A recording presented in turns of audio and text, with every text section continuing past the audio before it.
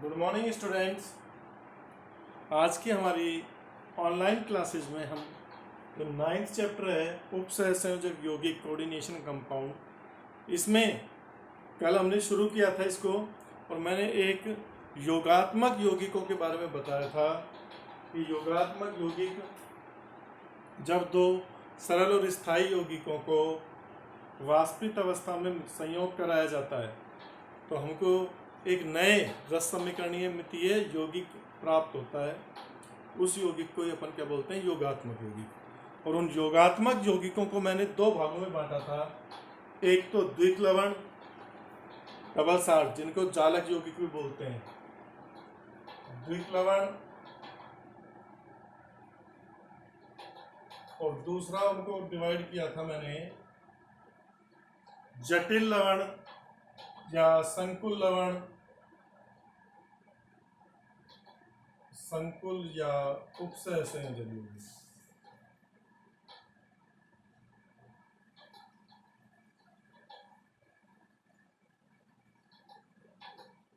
दो पार्ट में हमने डिवाइड किया था। तो आज हम इनके, कल मैंने इन दोनों का इंट्रो दे दिया था, एग्जाम्पल से आपको समझा दिया था।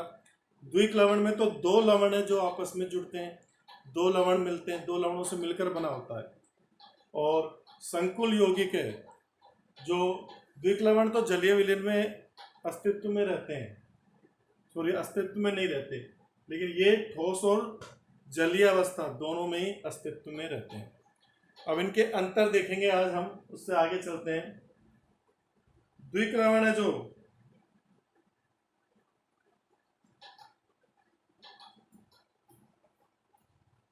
मैंने कल ही बताया था कि द्विक लवणों का निर्माण दो लवणों के सममोलर अनुपात में मिलने से होता है।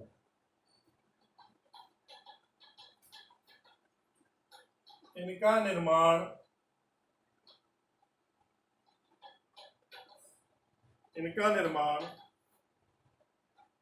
सममोलर अनुपात में दो लवणों से होता है।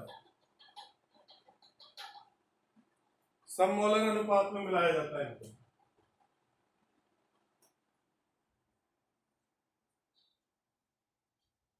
इनका जो निर्माण है वो किसमें होता है, सममोलर अनुपात में। कल बताया था अपन ने, एक मोल KCl लिया, एक मोल MgCl2 लिया, 1:1 में लिए थे सारे लवण। जबकि इनका निर्माण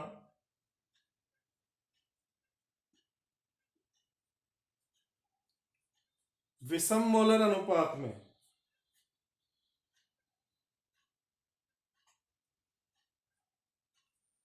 इनका निर्माण दो यौगिकों के विषम मोलर अनुपात में मिलने से होता है।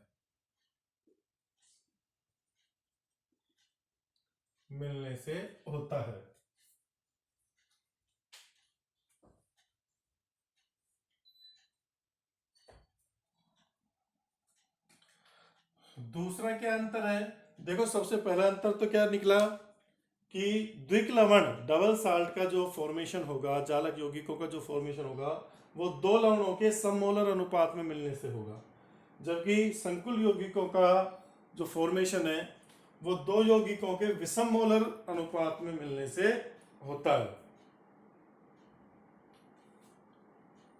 इनका सममोलर से भी हो सकता है, मतलब दोनों तरीके से, पर मुख्यतः विषम मोलर से ही होता है। दूसरा आता है इनका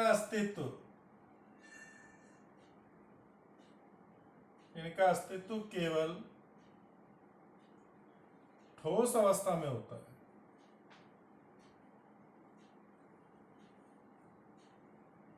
ठोस अवस्था में होता है। जैसे इनको जल में मिलाते हैं, जलीय विलयन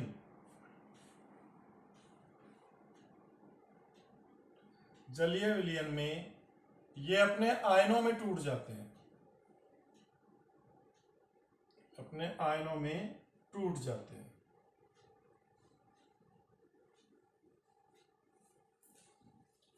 जबकि इनका जो अस्तित्व है वो जलीय विलयन के साथ साथ ठोस अवस्था में भी होता है।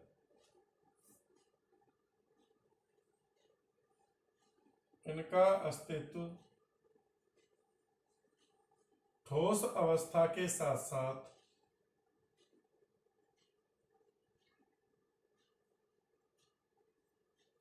जलीय विलयन में भी बना रहता है, जलीय विलयन में भी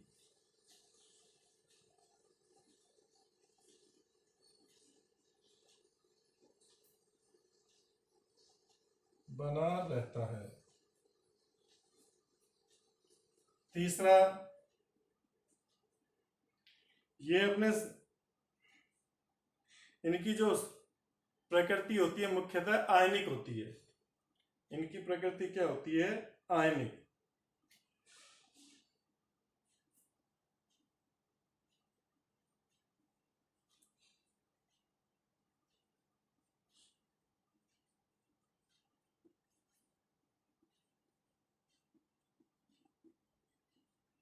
जैसे KCl MgCl2, तो K plus ion Cl minus ion Mg plus 2 ion Cl minus ion. जबकि इनके संकुल भाग में, इनके संकुल भाग में धातु परमाणु अन्य आयन या अणुओं से उप सहसंयोजक बंध द्वारा जुड़ा होता है। कल बताया था, ये दिखाया था मैंने आपको, जुड़ा होता है। तो इसकी मतलब कंप्लीटली आयनिक प्रकृति नहीं है। अगर आयनिक प्रकृति होती तो कंप्लीटली टूट जाता जलीय विलयन में।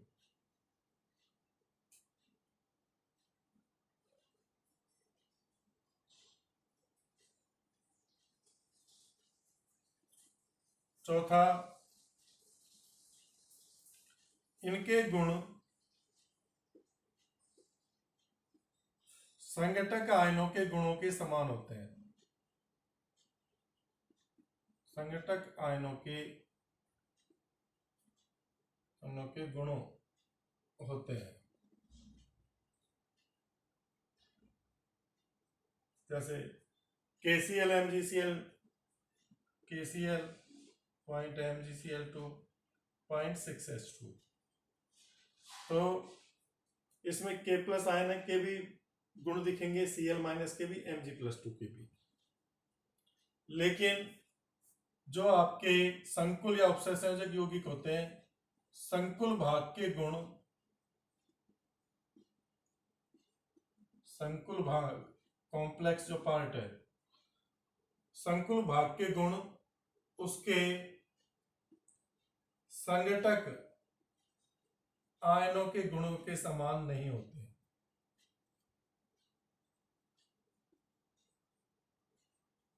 समान नहीं होते।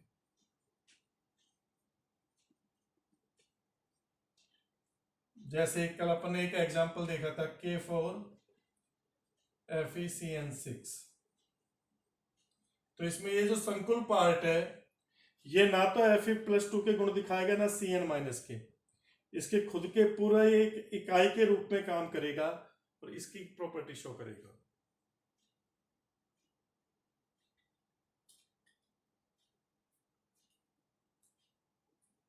लास्ट डिफरेंस इनका कि जो द्विक लवण रहते हैं इनमें धातु अपनी सामान्य संयोजकताएं प्रदर्शित करता है।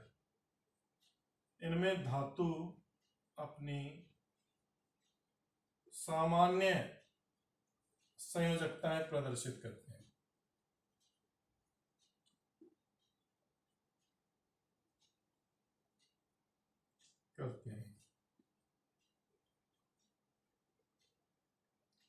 जबकि इनमें ये धातु आयन है जो केंद्रीय धातु परमाणु, वो उनकी संयोजकताएं आयनों की, धातु आयनों की संयोजकताएं भिन्न होती हैं। धातु आयनों की संयोजकताएं भिन्न भिन्न होती हैं। आगे आप देखोगे कि ये दो प्रकार की संयोजकताएं प्रदर्शित करते हैं, एक प्राइमरी एक सेकेंडरी।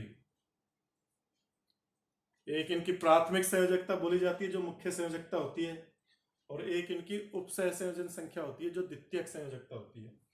जैसे इसमें ये जो आपका FeCN6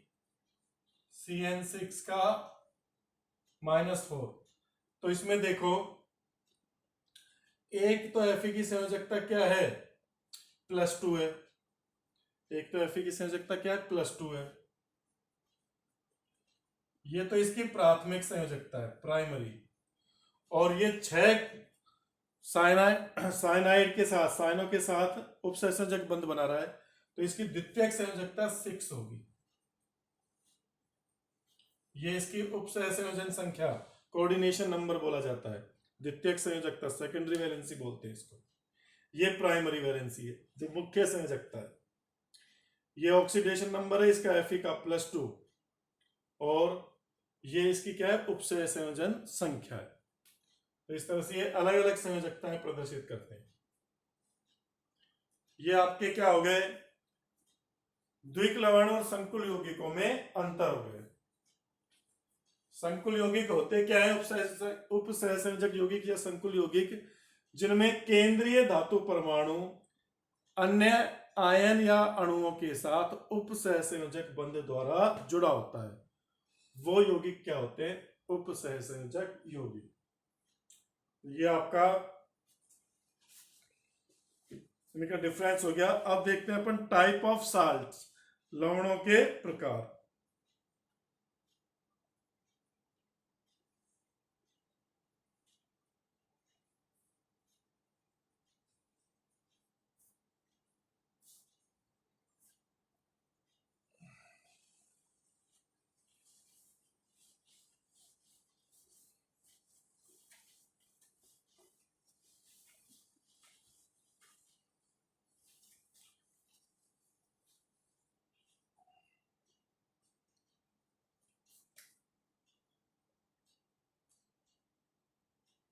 लवणों के प्रकार, देखो लवणों को 4 भाग में विभाजित किया गया है। 4 प्रकार के हैं।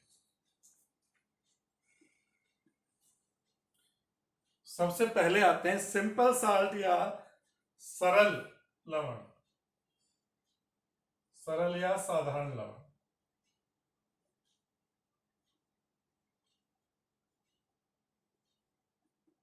सरल या साधारण लवण क्या होते हैं, देखो जब अम्ल क्षार की क्रिया होती है तो लवण बनते हैं।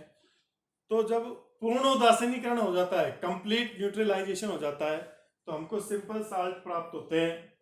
ये एक ही धनायन और एक ही ऋणायन से मिलकर बने होते हैं।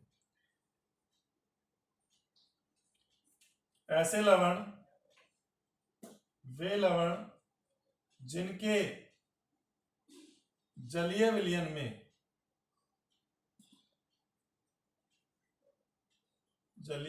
में एक ही धनायन और एक ही ऋणायन, एक ही धनायन व एक ही ऋणायन प्राप्त होता है।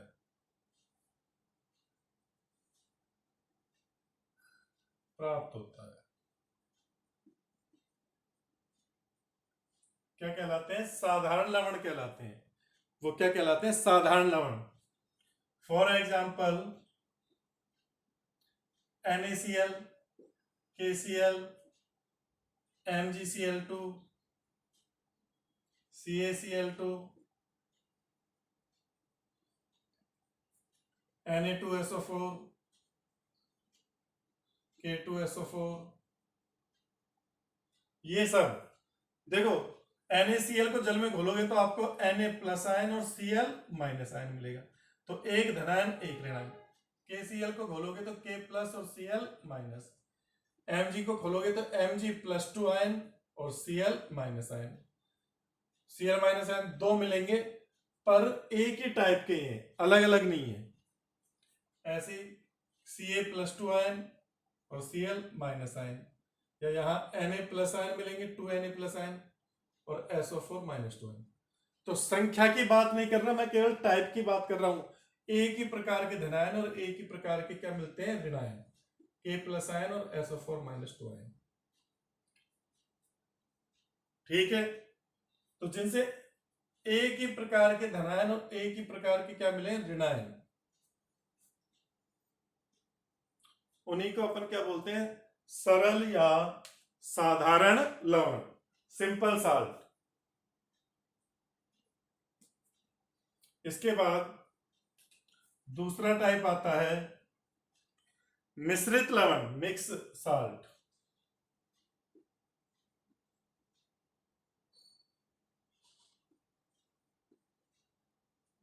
अच्छा, ये पूर्ण उदासीनीकरण से प्राप्त होते हैं ये लवण है जो, लेकिन कई बार ऐसा होता है अम्ल क्षार की क्रिया कराते हैं तो अपूर्ण उदासीनीकरण होता है, कंप्लीट न्यूट्रलाइजेशन नहीं होता, तो उसके फलस्वरूप हमें ये मिश्रित लवण प्राप्त हो जाते हैं।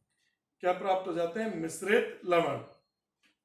तो इनको जल में विलय करने पर एक से अधिक प्रकार के आयन बनते हैं।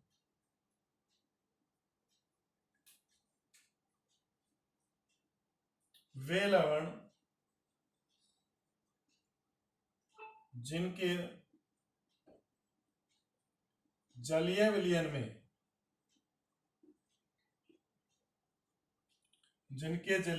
में एक से अधिक प्रकार के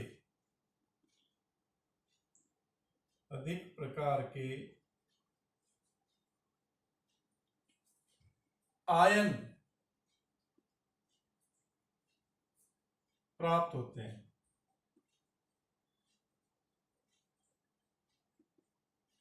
ये अम्लीय लवण हो सकते हैं या क्षारीय लवण हो सकते हैं। अम्लीय लवण या क्षारीय लवण, ये उदासीन लवण होते हैं। इनकी पहचान क्या है, ये कंप्लीटली न्यूट्रलाइज्ड हो जाते हैं। तो जो न्यूट्रल साल्ट होते हैं वो इनकी टाइप है साधारण के, और इनके अम्लीय व क्षारीय लवण 11वीं क्लास में आप लोगों ने पढ़े थे, अम्लीय व क्षारीय लवण। अम्लीय या क्षारीय लवण इनके अंतर्गत आते हैं। जैसे फॉर एग्जांपल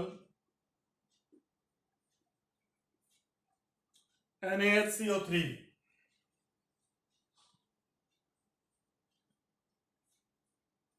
यहां पर देखो, इसको जब अगर जल में घोलोगे आप, इसका जलीय विलयन बनाओगे,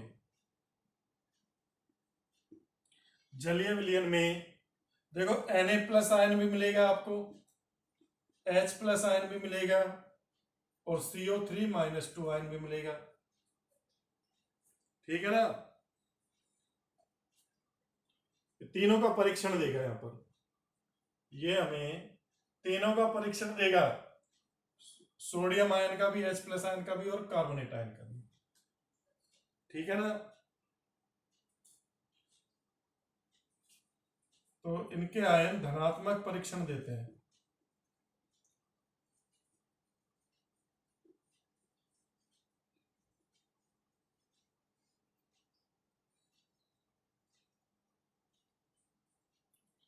या फॉर एग्जांपल देखो CaOCl2, इसको जल में घोलो, देखो आपको कैल्शियम प्लस 2 भी मिलेगा, Cl माइनस भी मिलेगा और OCl माइनस भी मिलेगा। तो देखो यहां तो अपन को दो धनायन वह एक ऋणायन मिला है,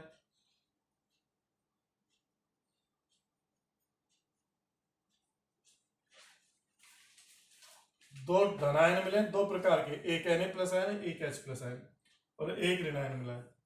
और यहां अपन को देखो एक धनायन व दो ऋणायन मिले, Cl माइनस भी मिला है और OCl माइनस भी मिला है। तो इसलिए ये कैसे हो गए, मिक्स टाइप के, जिनमें एक से अधिक धनायन, एक से अधिक प्रकार के धनायन या कैटायन मिलते हैं, या एक से अधिक प्रकार के एनायन या ऋणायन मिलते हैं। उन साल्ट्स को अपन क्या बोलते हैं, मिक्स साल्ट। ये मिक्स साल्ट है। इसके बाद देखो इसका स्क्रीनशॉट ले लीजिए, फिर थर्ड टाइप देखेंगे।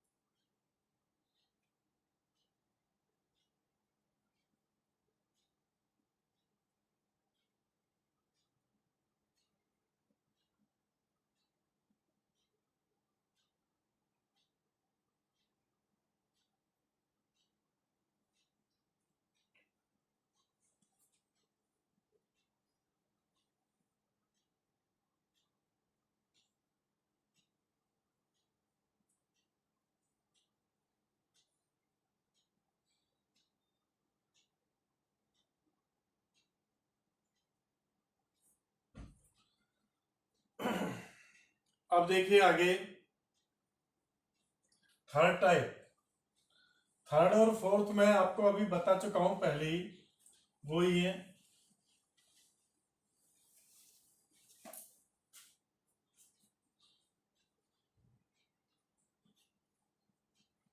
थर्ड तो है द्विक लवण, डबल साल्ट। द्विक लवण क्या होते हैं, जो दो भिन्न प्रकार के लवणों से मिलकर बने होते हैं। वे लवण जो दो भिन्न प्रकार के लवणों से मिलकर बनते हैं, मिलकर बनते हैं। वे उनके आयनों का धनात्मक परीक्षण देते हैं, पॉजिटिव टेस्ट देते हैं। जैसे for example K2SO4 point Al2SO4 का होल थ्राइस 0.24H2। ये आपकी फिटकरी हो गई पोटाश एलम। तो ये दो लवणों से मिलकर बना है, एक तो K2SO4 से और एक Al2SO4 का होल थ्राइस, दो प्रकार के लवणों से मिलकर बना है। तो ये इसमें K प्लस आयन का भी परीक्षण देगा, SO4-2 का भी परीक्षण देगा, Al+3 का भी परीक्षण देगा। इन तीनों का ही टेस्ट देगा ये, ठीक है ना। या KCl point MgCl2 0.6H2, carnallite. तो इसमें देखो KCl एक साल्ट है और MgCl2 दूसरा साल्ट है। तो ये K प्लस आयन का भी परीक्षण देगा, Cl माइनस का भी और Mg+2 का भी।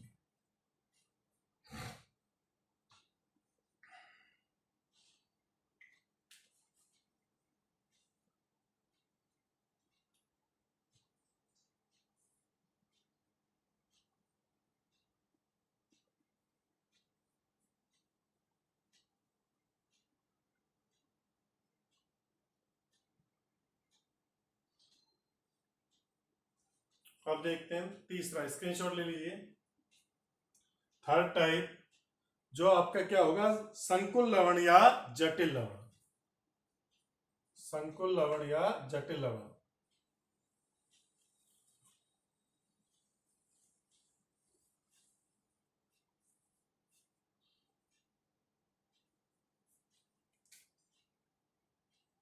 फोर टाइप, कॉम्प्लेक्स साल्ट, संकुल लवण या जटिल लवण।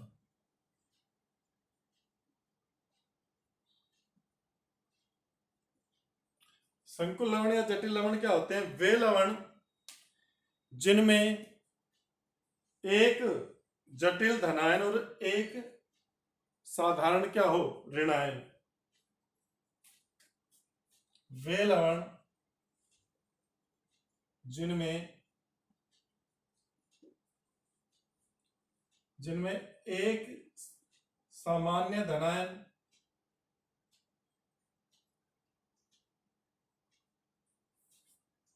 व एक जटिल ऋणायन हो, अथवा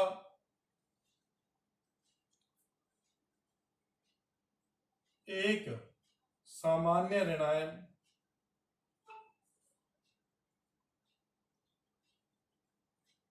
व एक जटिल धनायन हो,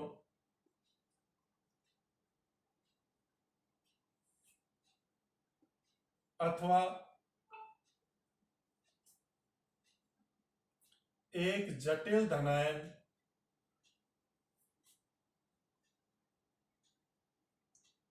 व जटिल ऋणायन हो, जटिल ऋणायन हो, क्या कहलाते हैं? संकुल लवण, कॉम्प्लेक्स साल्ट कहलाते हैं, संकुल लवण कहलाते हैं।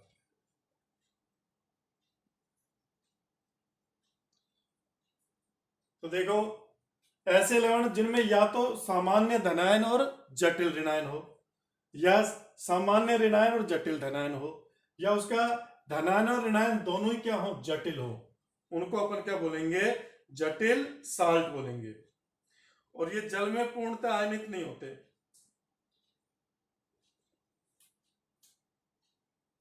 ये जल में पूर्णतः आयनित नहीं होते, पूर्णतः आयनित नहीं होते। मूलक परीक्षण में इनके आयन अपनी पहचान खो देते हैं। मूलक परीक्षण में, रेडिकल टेस्ट में, मूलक परीक्षण में इनके आयन अपनी पहचान खो देते हैं,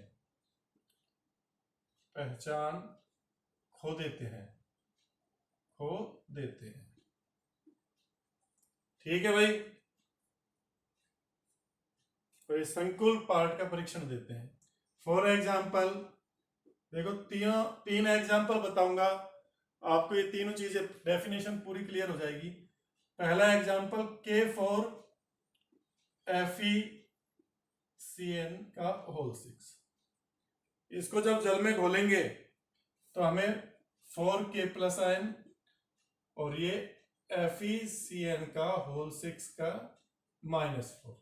तो देखो, सामान्य तो धनायन है, सामान्य धनायन, लेकिन ऋणायनिक पार्ट कैसा है? जटिल। तो जटिल ऋणायन,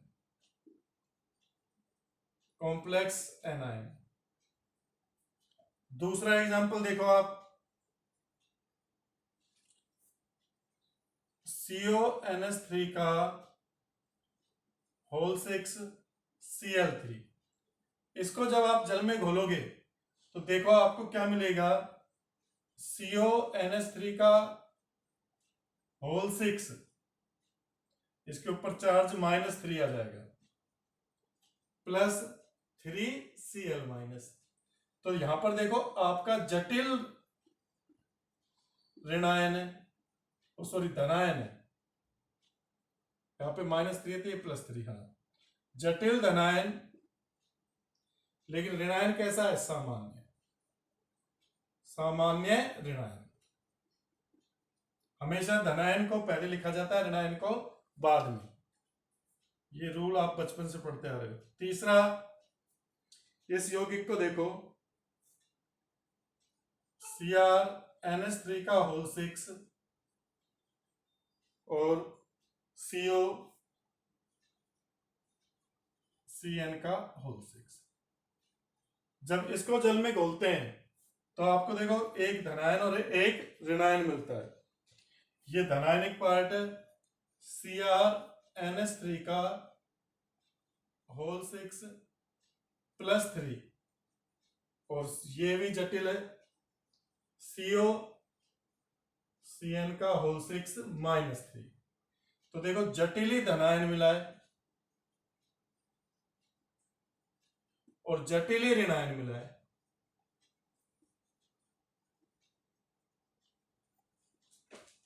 तो जो आपके कॉम्प्लेक्स कंपाउंड ये तीन ही प्रकार के होते हैं। कैसे? या तो सिंपल कैटायन मिलेगा और कॉम्प्लेक्स एनायन, या कॉम्प्लेक्स कैटायन मिलेगा सिंपल एनायन, या एनायन और कैटायन दोनों ही क्या होंगे आपके? कॉम्प्लेक्स होंगे, जटिल होंगे। तो ये 3 टाइप के होते हैं। ये आपका 4 टाइप के जो साल्ट थे वो हो गए। ये जो डेफिनेशन है ये 3 एग्जांपल से आपको क्लियर हो जाएगी। हमेशा याद रखो, आगे वाला पार्ट धनायनिक होगा, पीछे वाला ऋणायनिक। इसमें जैसे K तो K प्लस, और इसके ऊपर क्या आएगा? माइनस। यहाँ पर ये पहले लिखा है तो इस पूरे के ऊपर प्लस चार्ज, इसके ऊपर माइनस। यहाँ ये पहले लिखा है तो प्लस और ये बाद में लिखा है तो माइनस। ये रूल है।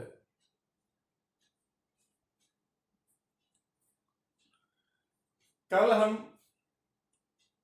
इन कॉम्प्लेक्स कंपाउंड्स के बारे में जो एक, क्योंकि पूरा नया पार्ट है तो इससे रिलेटेड जो शब्दावली इंपॉर्टेंट डेफिनेशंस हैं उन डेफिनेशंस को पढ़ेंगे। अभी मैं थोड़ा सा ये बता देता हूं कि आपके जो उप सहसंयोजक यौगिक है उसमें कौन कौन से 3 पार्ट हैं। जब भी किसी भी उप सहसंयोजक यौगिक को लिखोगे, जैसे ये लिखा, तो इसमें देखो ये वाला पार्ट तो सरल क्षेत्र कहलाता है, सिंपल एरिया, क्योंकि इससे अपन को आयन मिलता है K+ आयन जो अपना टेस्ट देगा। और ये वाला जो पार्ट है ये कहलाता है जटिल क्षेत्र। जटिल क्षेत्र जल में विभक्त नहीं होता। इस जटिल क्षेत्र में को बड़े ब्रैकेट से दिखाते हैं। कॉम्प्लेक्स एरिया को किससे दिखाते हैं? लार्ज ब्रैकेट, बड़े ब्रैकेट से। बड़े ब्रैकेट में जो बंद है वो जो आपका जटिल क्षेत्र है, ये इसकी पहचान है। ठीक है ना? लार्ज ब्रैकेट में बंद है वो क्या है? जटिल क्षेत्र। अब जटिल क्षेत्र में जो धातु होता है उस धातु को बोलते हैं केंद्रीय धातु परमाणु। केंद्रीय धातु परमाणु या आयन, शॉर्ट में CMA या CMAI भी बोल सकते हैं, केंद्रीय धातु आयन। ये तो कहलाता है केंद्रीय धातु परमाणु। और इस केंद्रीय धातु परमाणु से जो भी आयन या अणु उप सहसंयोजक बंध द्वारा जुड़े उनको हम बोलते हैं लिगैंड। ये जुड़े तो इनको अपन क्या बोलेंगे? लिगैंड। लिगैंड क्या होते हैं? वे अणु या आयन जो केंद्रीय धातु परमाणु से उप सहसंयोजक बंध द्वारा जुड़े होते हैं। ठीक है ना? चाहे इस एग्जांपल को देख लो आप, CONH3 का होल 6 Cl3। तो इसमें ये वाला जटिल क्षेत्र है, आगे का बड़े ब्रैकेट में जो बंद है वो कॉम्प्लेक्स पार्ट होगा। ठीक है ना? ये पहचान है जटिल क्षेत्र की, बड़े ब्रैकेट में बंद। COCMA कहलाएगा सेंट्रल मेटल एटम, केंद्रीय धातु परमाणु। और ये NH3 क्या कहलाएंगे? लिगैंड, जो कि उपसहसंयोजक बंध द्वारा जुड़े हैं। और जो आयनिक बंध द्वारा जुड़ा है ये Cl-, ये आपका सरल आयन है, सरल क्षेत्र में आता है, सरल आयन, सिंपल आयन है। तो इन चीजों को आपको ध्यान में रखना है कि कॉम्प्लेक्स कंपाउंड में क्या क्या होते हैं। कल हम इसकी बेसिक चीजें, बेसिक डेफिनेशन है जो, क्योंकि किसी भी बिल्कुल नया चैप्टर है ये, इससे पहले आपने इसके बारे में कुछ पढ़ा नहीं है। तो कुछ डेफिनेशंस जैसे लिगैंड क्या होते हैं, लिगैंड कितने प्रकार के होते हैं, केंद्रीय धातु परमाणु क्या है, और भी बहुत सारी डेफिनेशंस हैं जो अपन को पढ़नी है, जिससे कि इस चैप्टर को अपन समझ सके। तो वो कल से स्टार्ट करेंगे।